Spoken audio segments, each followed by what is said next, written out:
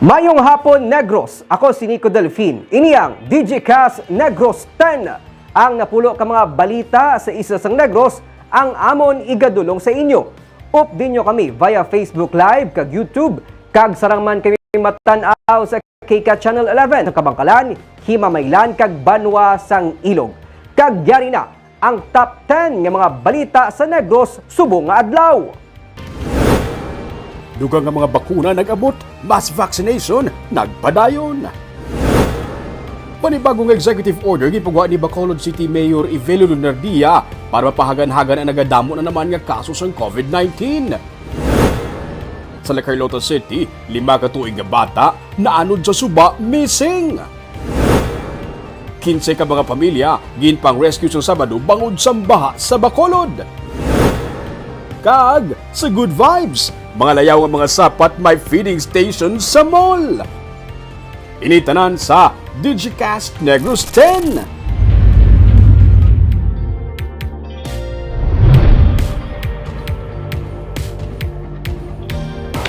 Sa number 10, 800,000 pesos nga balor sang assistance ang ginrelease kay nasangaga sang Overseas Workers Welfare Administration sa pagsaulog sang Migrant Workers Day. Ini naman ang programa para sa mga OFW nga ginatagan sang Teacher 1 position diri sa Pilipinas. Magluwas sini silang ginatagan pagid sang teaching kit nga nagabalor sang tig 20,000 pesos. Nagakasayoran suno kay Moldes nga may job placement sila kag may teaching kit pagid. Suno kay Governor Eugenio C. Lacson, nakitaan sa gobyerno ang epekto sang pandemya sa mga migrant workers. Ginalauman nga paagi sa reintegration kag livelihood program, mabuligan ang panibago nga panugod sa mga benepisyaryo. Ang mga benepisyaryo ang gikan sa nagkalain-lain nga banwa kag syudad sang probinsya.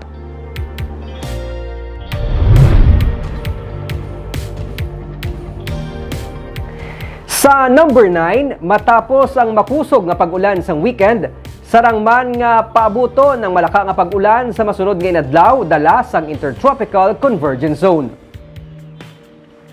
Ang ITZC among nagaapekto karon nga nagadala sang ulan sa bahin sang Visayas kag Mindanao, kag ang habagat naman among nagaapekto sa Luzon. Magulo-galuumon ang kalangitan nga may upod nga lapta-lapta nga pag-ulan kag pagpanaguob ang forecast sang pag-asa sa Negros, lakip na diri ang Bacolod City. Wala man sa karon pa sang bagyo nga ginamonitor ang pag-asa sa sulod kagwa sang Philippine Area of Responsibility.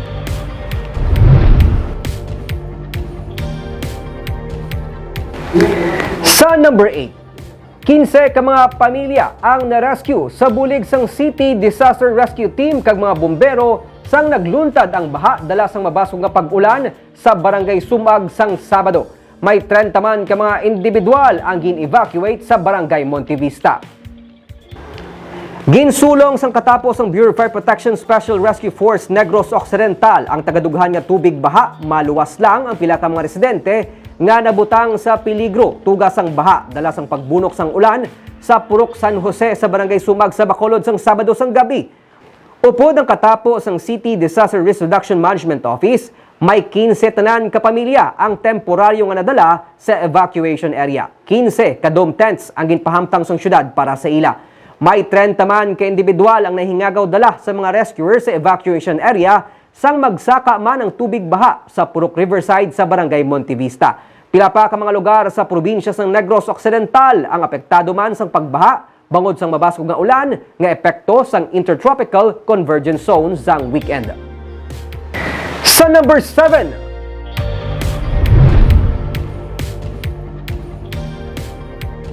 pito katuig nga bata nga naanod sa suba ang padayon pa nga ginapangita.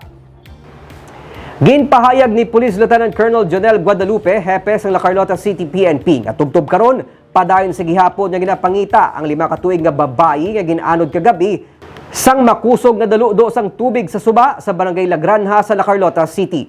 Suno kay Guadalupe, ang bata ang ginbilin lang sa Eloy sa may bato sa kilid sang suba. Bangod sa ginbalikan pa sini ang 2 katuig nga anak nga iya man kuntani itabok sa suba.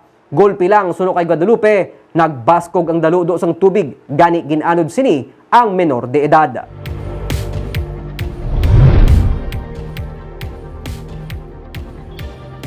Sa number 6, 5 ka mga persona arestado tungod sang pagpamulang.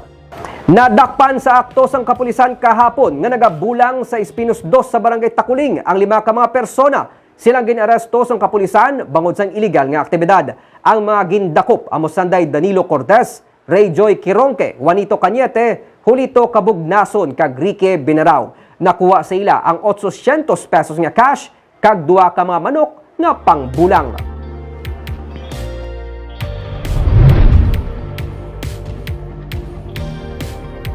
Sa number 5, nagbalik na bukas ang talatapan sang Mayor's Office sa Banwa sang Moises Padilla, Subong adlaw. Temporaryo ang gitpasira ang talatapan sang nagligad nga simana matapos magpositibo sa COVID-19 si Mayor Elia Garcia Yulo. Sandig sa ningin resulta sang swab test nga ginpatigayon sa pila ka mga empleyado sang lokal nga panguluhan, ginrecommend sang Municipal Health Office ang liwat nga pagbukas sang talatapan. Wala labot sa Mayor's Office, bukas naman ang Kalahi SIDS Office, Local Civil Registrar, Municipal Engineering Office, Accounting Office, Treasurer's Office, MPDO, MSWDO, Comelec Office, kag Office of the Vice Mayor.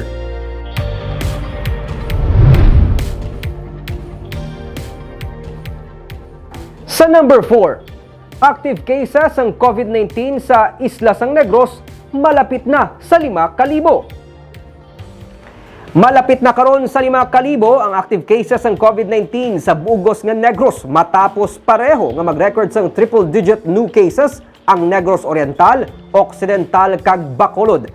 Sa latest nga datos ng Negros Oriental IETF, 429 tanan kadugang nga kaso ang na-record sa probinsya.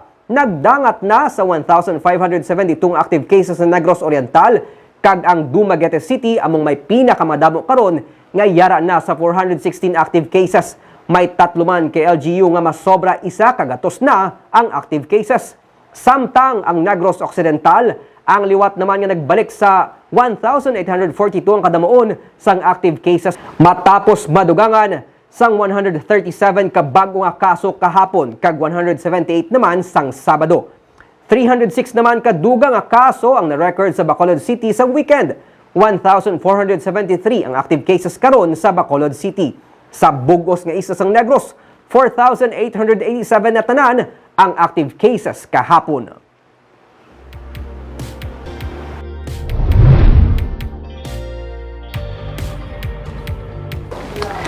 Sa number 3, 3 sa 20 ka mga sample specimen nga ginatest sa molecular laboratory sang Teresita Lopez Halandoni Provincial Hospital ang positibo sa COVID-19. Inisandig sa datos sumalin sang Hunyo 1 tub 7 sa amuman nga molecular lab. 668 ang COVID-19 positive sa 4,790 ka specimen nga gintest sa June 1 to 7 o kon 13.95% nga positivity rate. Suno kay OIC Chief of Hospital Dr. Mary Ann Maestral, mataas na ini nga positivity rate. Pero kung ipaanggid sa datos ng iban nga molecular lab, manubo ang iya ka TLJPH. Suno kay Dr. Maestral, ini natungod nagapatigayon sang border control ang probinsya kag massive contact tracing. Ang iya sa mga molecular lab sa mga ospital ang mga ginaswab nga symptomatic na nga daan. Samtang may 160 ka bago nga COVID-19 cases nga na-record ang probinsya sang Negros Occidental kahapon, Hunyo 6. Duha naman ang na-record nga patay, isang gikan sa Binalbagan kag isa sa Kabangkalan. Sa datos ng probinsya, isa ka sanitary inspector gikan sa Sipalay City ang napatay kag isa ka taga Kabangkalan. 41 naman ang recoveries kahapon. As of June 6, sa datos ng Provincial Incident Management Team, 1,842 active COVID-19 cases ang Negros Occidental. Suno kay Attorney Refrando Diaz, Provincial Administrator, kung ipaanggid ng sitwasyon subong nga Abril, mas maayno lang subong. Hindi man gutok ang quarantine facilities. Suno kay Governor Eugenio C. Lacson, nagapabilin nga low risk ang Negros Occidental, rason nga yara ini sa gihapon sa idalom sang Modified General Community Quarantine. Damlag pa, nagmando ng gobernador nga 30% sa venue capacity ang ipatuman bahin sa mass gathering. Nagmayo-mayo na lang ning aton situation subong compared mo sa early April where we requested and sent an SOS to the National IATF that we really need to have a stricter quarantine mode, but wala gin sugtan, but still we managed to test isolate and treat. And subong, amo na, 13% na lang. But there was a time that galambot, banta sobra 30% ang atong positivity rate a day. During the time king nga nag super spreader si Kabangkalan, Sagay, San Carlos, even Himamaylan. Sa number 2,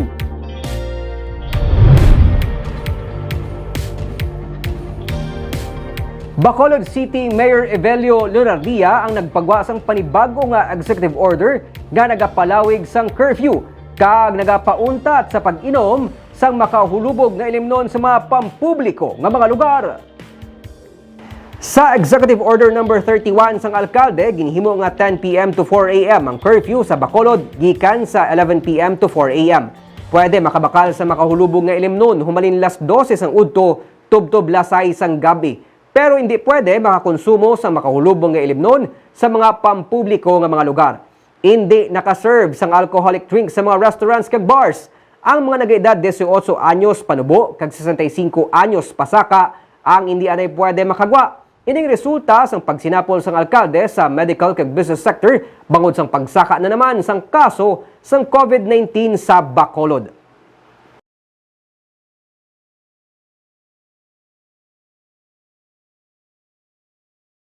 Kag sa numero 1 nga balita subong adlaw.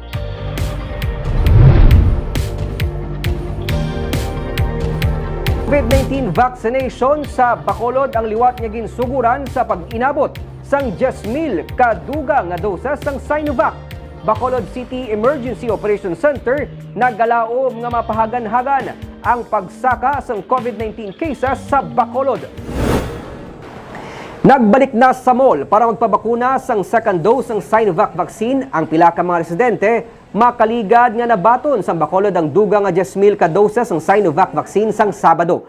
Sa piyak nga linya sang Mega Vaccination Center sa SM, ginsugdan man sa mga nakaparehistro para sa vaccine ang pagpabakuna sang first dose. Mayara sang vaccination nga ginpatuman sa Ayala Mall.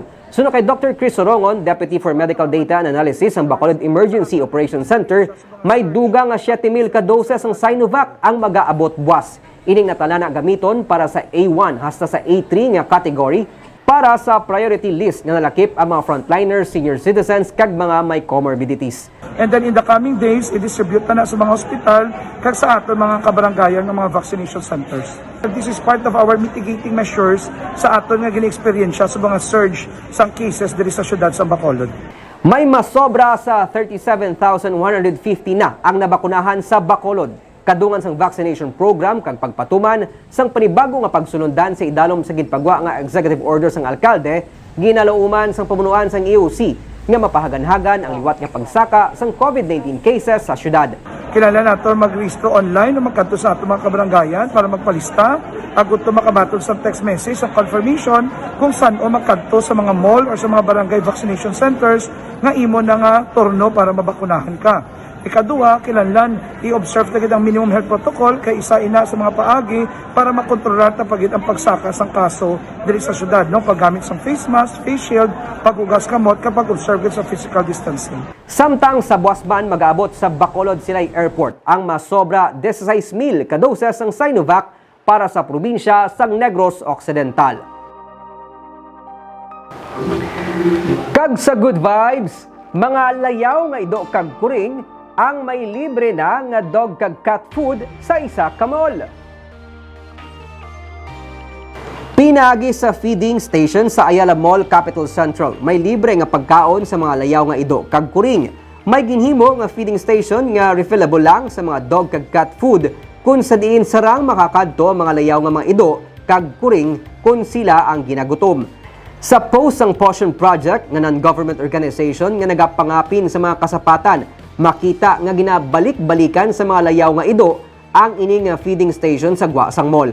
Ang ining proyekto ang naging posible sa bulig sang Portion Project, Falcor Marketing Corporation kag Ayala Mall, Capital Central. Damlag pa, ginsiling na sang founder sang Portion Project nga si Malu Perez nga sa sini nga panahon sang pandemic, hindi lang tawo ang mga nagakagutman kundi pati kasapatan, gani ginakinahanglan nga may nagaulikid ban sa ila. Kagamuyad to ang mga napulo ka mga balita sa Isla Sang Negros subong nga adlaw.